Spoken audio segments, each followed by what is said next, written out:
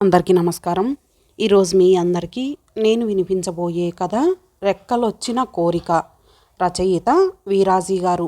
ఇక కథలోకి వెళితే, ఏది తప్పినా ఏది తప్పకపోయినా ఆదివారం నాడు ఈ రేవు తప్పదు కదా.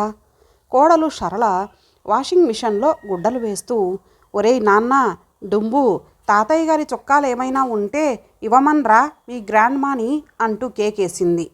అత్తగారు సుమిత్ర వంటింట్లో ఫీలర్తో బీరకాయ తొక్కు తీస్తూ, రాజుగారు పెయ్యిని కట్టించండి అన్నట్లు, దానికి మళ్ళీ నానమ్మ ఎందుకు? వాళ్ళ తాతయ్య బట్టలు వాడే తెస్తాడు. ఒరేయ్ బంగారు తండ్రి, తాతయ్య గదిలోకెళ్ళి అంటుండగానే తరుణ్ అలియాస్ డుంబుగాడు, ఇవిగో గ్రాండ్ఫా, ప్యాంటు షర్టు మఫ్లరు అంటూ అక్కడ అవి పడేసి పారిపోబోతూ, అరే అని వెనక్కి తిరిగి తాతయ్య ప్యాంటు బ్యాక్ ప్యాకెట్లో నుంచి 2 రంగు కాగితం ముక్కలు తీశాడు. సరళ కుతూహలం ఆపుకోలేక ఆ ముక్కల్ని చటుక్కున అందుకొని, భలే మీ తాతయ్య గారు నిన్న ఆఫీస్కి డుమ్మా కొట్టి సినిమాకి చెక్కేశారోయ్ అంది. అవి 2 డ్రెస్ సర్కిల్ మ్యాట్ని టికెట్ ముక్కలు. ఆమె చేసిన శల్య పరీక్షలో ఆ 2 శనివారం మధ్యాహ్నం టైటానిక్ సినిమా మ్యాట్నీ షోవి అని కూడా కనిపెట్టేసింది. అలా థియేటర్ పేరుని బట్టి సినిమా పేరు చెప్పలేకపోతే ఈ కాలం వర్కింగ్ గాల్ సరళకు ఎంతో ఇన్సల్ట్ కదా. సుమిత్రకి పీలర్ చేతిలో నిలబడలేదు. ఆమెకు చిరుచెమటలు పోశాయన్న సంగతి 4 మీటర్ల దూరం నుండి కనిపెట్టిన కోడలు అత్తయ్య వైపు వేలాకోలంగా చూస్తూ, మీరు మామయ్య గారిని అదుపులో పెట్టడం లేదు సుమండి అంది. సుమిత్ర కూరల తట్ట అట్లా వదిలేసి వచ్చి కోడలి చేతిలో నుంచి ఆమె వాషింగ్ మిషన్లో వేస్తున్న గుడ్డలు లాగేసుకొని వాటితో పాటే టికెట్ ముక్కలు కూడా తీసేసుకుంది. నేను వేస్తాలే అమ్మా, నువ్వు ఆనక డ్రయర్లో వేద్దువు కానీ అబ్బాయికేం కావాలో చూడు అంటూ కోడల్ని అక్కడి నుంచి తోలేసింది. ఆ 2 టికెట్ ముక్కల్ని ఆమె గప్చుప్న తన జాకెట్లో దాచేసుకోవడం డుంబుగాడు చూడలేదు. కానీ కోడలు పిల్లకి తల వెనుక కూడా కళ్ళుంటాయి. సరళ కనిపెట్టేసింది మరి. బూట్లు పాలిష్ చేసుకుంటూ డుంబుగాన్ని కాకాపట్టి కార్టూన్ ఛానల్ని మ్యూజిక్ ఏషియాకి మార్చుకొని సినిమా తైతక్కలు చూస్తున్న రాజేష్ భార్య తెచ్చి ఇచ్చిన కాఫీ చప్పరిస్తూ, నువ్వు కానీ రుచి చూసి ఇచ్చావా, ఇంత తీయగా ఉంది అన్నాడు. మీ డాడీ మార్నింగ్ వాక్ నుంచి ఇంకా రాలేదా అంటూ అతని సరసాన్ని ఇంత పిసరు పట్టించుకోకుండా సరళ ఆ 2 టికెట్ ముక్కల మిస్టరీ గురించి తన థియరీ చెప్పింది. నిన్న మధ్యాహ్నం మీ అకౌంటెంట్ డాడీ గారు స్టెనో వాసంతితో చెక్కేశారు సార్ అంది. చప్, 2వ టికెట్ ముక్క మీద వాసంతి అని రాసుందా అన్నాడు రాజేష్. అవతల సుమిత్ర వాషింగ్ మిషన్ మీద చేతులు, ఈ ఇద్దరి మీద వారి గుసగుసల మీద కళ్ళు చెవులు వేసుంచడం ఆ ఇద్దరూ గమనించలేదు. చెబితే వినరు కదా, ఎప్పుడూ కోపమే అని భర్త మీద బేలపడింది సుమిత్ర. రాజేష్ అన్నాడు, అసలే ఆ ఇద్దరు 24 గంటలు వాదులాడుకుంటూనే ఉంటారు. ఇక నువ్విప్పుడు ఆ ఇద్దరి మధ్య అగ్గిపుల్ల గీసి పడేస్తున్నావన్నమాట. ఒక బూటు ఆమె వైపు తోసి, ఇది పాలిష్ చేస్తున్నట్లు నటించు, అమ్మ ఇటే చూస్తోంది, నేను నీకో షాక్ ఇస్తాను విను అన్నాడు. నిజంగానే భర్త చెప్పింది విని సరళ షాక్ అయిపోయింది. తన డాడీ రంగదామయ్య గారు శనివారం మధ్యాహ్నం థియేటర్లో ఒక ఆవిడ ప్రక్కన కూర్చొని సినిమా చూశాడనడానికి వీల్లేదట. వాళ్ళిద్దరూ చెంపలు రాసుకుంటూ చెవులు కొరుక్కోవడమే ఎక్కువట. ఈ ఆరా తీసిన రాజేష్ ఫ్రెండు గిరీశం ఆమెను దగ్గరగా చూడలేదట. బాగోదు కదా. తీరా సినిమా అయ్యేసరికి ఈ జంట మాయం అయిపోయిందట. సరళ 2+2 = 4 అంది నవ్వుతూ. కాదు అన్నాడు డుంబు. 2 2 జా 4 అన్నాడు వీడొకడు పానకంలో పుడకలాగా అని. ఆ మొగుడు పెళ్ళాలిద్దరూ వాణ్ణి ఒకేసారి అందుకుని గట్టిగా ముద్దెట్టేసుకున్నారు. ఆ మధ్యాహ్నం రంగదాం సుమిత్ర దంపతులు ఓ కునుకు తీసే వేళ పిల్లుల్లా పోట్లాడుకున్నారు. అసలు ఈ మధ్య ఆ ఇద్దరి మధ్య ఎప్పుడూ ఏదో ఒకదాని వాదులాటే. మార్నింగ్ వాక్కి వెళ్లే ముందు బెడ్ కాఫీ ఇవ్వలేదని ఒకరోజు, ఇస్తే అయిష్టంగా ఇచ్చావని మరో రోజు, ఇచ్చిన దాన్ని అలా వదిలేసి పోట్లాడిపోవడం మరో రోజు. ఇలా అయితే ఆ రోజు మాత్రం మ్యాట్నీ షో మీదే కలహించుకున్నారని సరళ రాజేష్లు అనుకున్నారు. అయినా మా డాడీ పబ్లిక్గా చెప్పి ఫస్ట్ షోకి వెళ్తే పోలా. అఫ్కోర్స్ పాయింట్ అది కాదు. అమ్మ పాపం ఎడ్యుకేటెడ్ అయినా అమాయకురాలు. నాన్నగారి ప్రక్కన నిన్న కూర్చున్నావిడకి తల నిండా భుజాల దాకా వ్రేలాడుతూ మల్లెపూల చెండు ఉందట. ఈ సంగతి తనకి తెలిస్తే ఇంకా దుఃఖపడుతుంది మా అమ్మ అన్నాడు రాజేష్. సరళ సహజంగానే గాసిప్ ఎక్స్పర్ట్ అని వాళ్ళ ఆఫీస్లో అంతా అంటారు. భర్తని బుగ్గ మీద పొడిచి మరీ చెప్పింది. మీ అమ్మగారు కూడా శనివారం మధ్యాహ్నం ఇంట్లో లేరు. తాళాలు ప్రక్కనిచ్చి మహిళా మండలిలో మెడిటేషన్ సెషన్ అని చెప్పి వెళ్ళిపోయారట. ఆవిడొచ్చేదాకా డుంబుగాడు స్కూల్ నుంచి వచ్చాక ప్రక్కింటి గుండుగాడితో గోరీలాడేసుకున్నాడు. ఛీ, నా దుఃఖం ఎవరికి చెప్పుకోను.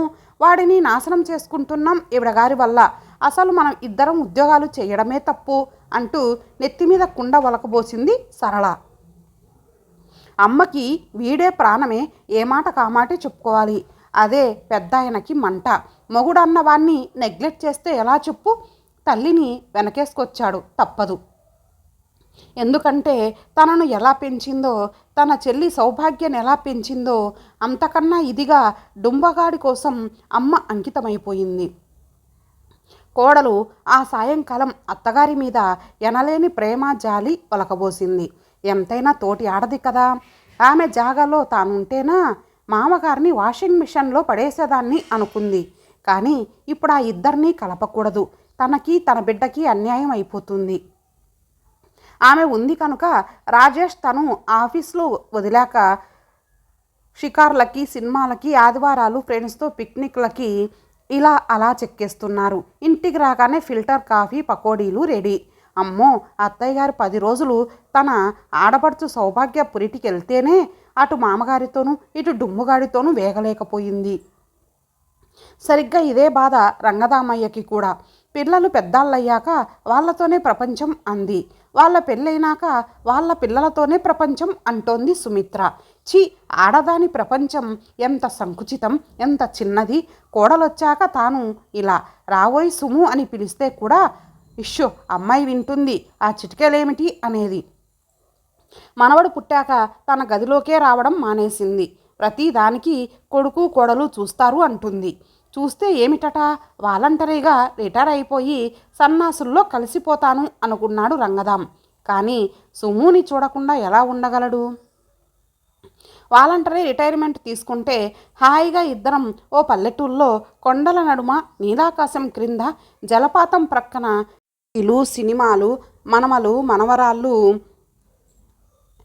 కొడుకులు, పొరుగు, సావిత్రమ్మలు, మహిళా మండలి గీతాబోధనలు గట్రా లేని మారుమూలకి పారిపోతే. కానీ రాను పొమ్మంది సుమిత్ర ఉత్తమొండిగటం. డుమ్ముగాడు తాను పెడితేనే కానీ బువ్వ తినడట. రాజేష్కి సరళ వంట చేస్తే నాలుక మీద వెంట్రుకలు మొలుస్తాయట. అలా సుమిత్రనే తలపోస్తూ ఇంటికి వస్తూనే ఏమయ్యేదో ఆ మధురోహలన్నీ ఒళ్ళు మండించేసుకునేవాడు అకౌంటెంట్ రంగదాం. అర్థం కాని అమాయకురాలు సుమిత్ర. భర్త తనకి అన్యాయం చేస్తున్నాడు అనుకుంటూ డుంబుగాడు తన మెడ చుట్టేసి పడుకున్నాక రహస్యంగా వాడితో మాత్రం చెప్పుకుంటుంది. కానీ ఆ గదిగోడలు కూడా వినవా మాటలు. అమ్మా నాన్నల కీచులాటలు చూస్తుంటే రాజేష్కి ఒక్కోసారి పిచ్చెత్తిపోతుంది. వీళ్ళిద్దరినీ దూరంగా పెట్టేస్తే పోతుంది అనుకునేవాడు తన పెళ్ళం దగ్గర లేనప్పుడు. కాగల కార్యం గంధర్వులే తీర్చారు అన్నట్లు సౌభాగ్య మొదట ఉత్తరం రాసింది. ఆనక ఫోన్ చేసింది. అమ్మని ఓ 2 వారాలు పంపండి వదినా, మా ఆడబడుచుకి MA పరీక్షలు, బాబిగాడు బుజ్జమ్మ ఇద్దరినీ చూసుకోవడం నా వల్ల కావటం లేదు అని. అఫ్కోర్సు అమ్మని చూడాలని కూడా ఉందట. సుమిత్రకి సంతోష సముద్రమే తన హృదయంలో దూరి ఘోషించినట్లయింది. డుమ్ముగాడు బెంగెట్టుకుంటే ఫోన్ చెయ్యండి వచ్చేస్తానంది. పెట్టె సర్దుకొని రెడీ అయిపోయి. రంగదాం ఇంకా ఎక్కడి రంగదాం, రంగదామయ్య అనాలట. సుమిత్ర తాను సుమిత్రమ్మ అయిపోయి తనను రంగదామయ్యని చేసేసింది. భర్త ప్రక్కన కూర్చొని దొంగతనంగా సినిమా చూడటంలో ఉన్న మజా ఎంజాయ్ చేయకుండా బిడియంతో గజంన్నర మల్లెచెండుని కూడా సినిమా హాలు డస్ట్బిన్లో పారేసి ఇంటికి పరిగెత్తింది ఆనాడు. అతనికి ఆ రోజే ఒళ్ళు ఉల్లి మిరియం నూరి రాసుకున్నట్లు మండిపోయింది. సుమిత్ర ఊరికి పోతూ పోతూ డుంబుగాడికి రకరకాల లంచాలిచ్చి తిరిగి వస్తున్నప్పుడు ఇన్ని చాక్లెట్లు, బిస్కెత్తులు, బొమ్మలు తెస్తానని ప్రలోభపెట్టి మరీ వెళ్ళిపోయింది. కోడలితో మాత్రం చెప్పింది, భర్త రంగదాం వినేలాగా, ఆయన గారి బెడ్ కాఫీ సంగతి మర్చిపోకమ్మా, లాకర్ తాళాలు పారేసుకొస్తారేమో, ఇంట్లోనే పెట్టమను, ఇలాంటివే ఏవేవో చాలా చెప్పింది. రంగదాం అక్కడ ఉంటేగా డుంబుగాన్ని ఎత్తుకొని మరీ బీచ్కి వెళ్ళిపోయాడు. పదరా నాన్న, మనకి నేడే స్వతంత్ర దినం, లెటస్ సెలబ్రేట్ అనుకుంటూ సముద్రం హోరులో పెళ్ళాన్ని గట్టిగా తిట్టుకున్నా నోబడీ బాదర్స్. దుఃఖం చల్లారాలంటే అంతే చెయ్యాలి మరి. కానీ పరోక్షంలో సుముని తిట్టగలడా? తనని తనే తిట్టుకున్నాడు. సౌభాగ్యని పిల్లల్ని చూసిన కొన్ని గంటల దాకా సుమిత్రకి మరేం జ్ఞాపకం లేవు. కానీ మర్నాటి నుంచి గిల్టీగా ఫీల్ అవ్వడం మొదలెట్టింది. కాలం వెనక్కి వెళ్ళదంటారు, కానీ అది వెనక్కి వెళ్ళే మాధ్యం మనస్సే. సుమిత్రకి భర్త దూరం అయ్యేసరికి మనస్సు ఆరాటపడి 25 వెనక్కి భలే పరిగెత్తింది. టెలిఫోన్ వైపు ఆశగా చూస్తూ అక్కడే కూర్చునేది. భర్త ఫోన్ చేస్తాడేమో, తన గురించి బెంగపడుతున్నాడని చెబుతాడేమో అన్నది ఓ వెర్రి ఆశ. ఆ రోజులే వేరు. ఇన్ని టెలిఫోన్లెక్కడా, ఇన్ని సినిమా హాల్స్ ఎక్కడా? అయినా ఎలాగో సంకేత సందేశాలు అందుకొని ఇంట్లో అబద్ధాలు చెప్పి రంగదాంతో పారిపోయేది సుమిత్ర. మ్యూజియంలు, సెంట్రల్ పార్కులు, సినిమా థియేటర్లు, ఎగ్జిబిషన్లు, దేనికి టికెట్ ఉంటే దానికి హమేషా 2 టికెట్లు కొని అట్టే పెట్టేవాడు. పైలా 25 రంగదాం.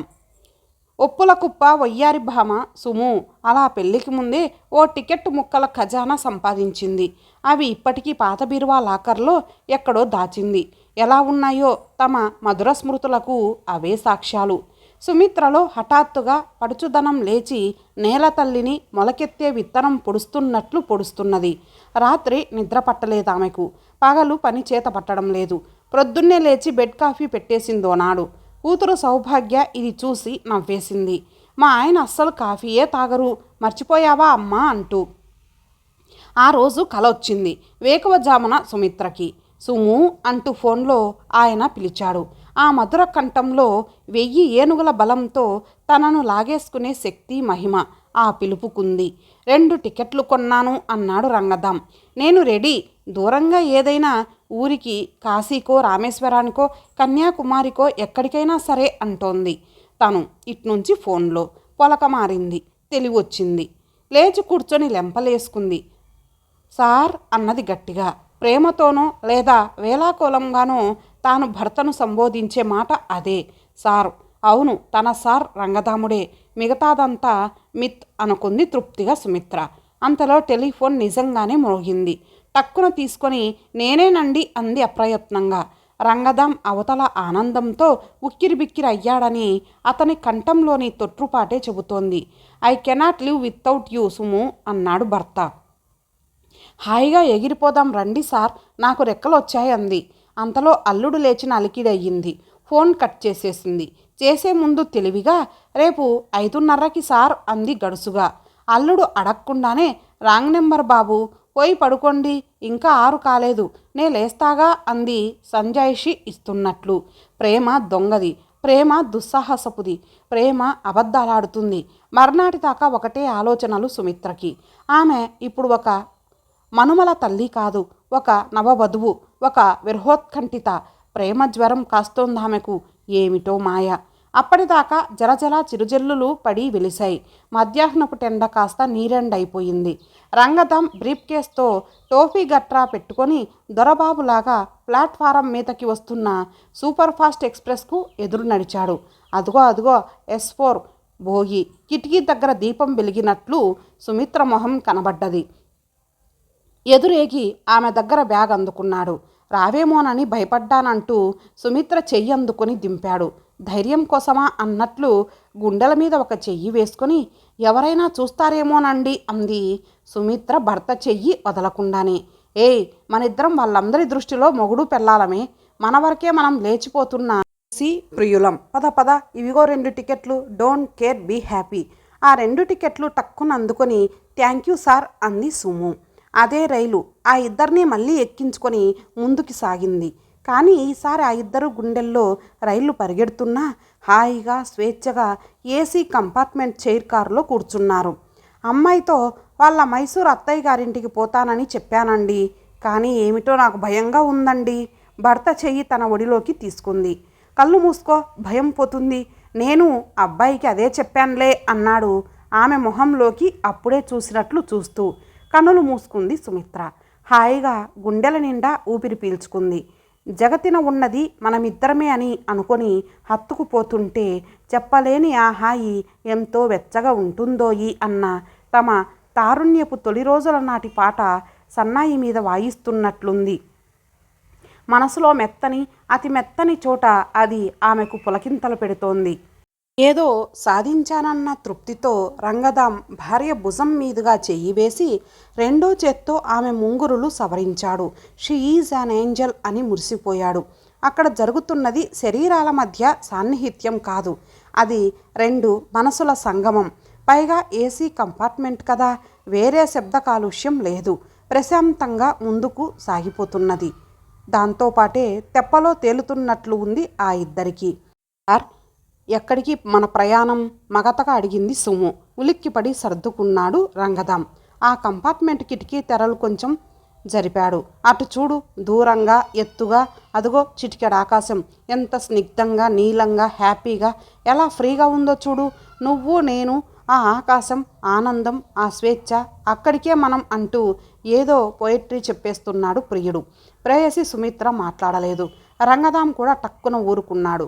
మాట్లాడాలని లేదు. కనులు తాపీగా మూతబడ్డాయి. తనువులక్కడే ఉన్నాయి, కానీ వాళ్ళ మనసులా అవి కొత్తగా రెక్కలొచ్చిన కోర్కెల్లా స్వేచ్ఛగా హాయిగా ఎత్తుగా ఎక్కడికో ఎగిరిపోతున్నాయి. ఇంతటితో ఈ కథ సమాప్తం. మరొక మంచి కథతో కలుద్దాం. అంతవరకు సెలవు. నమస్తే.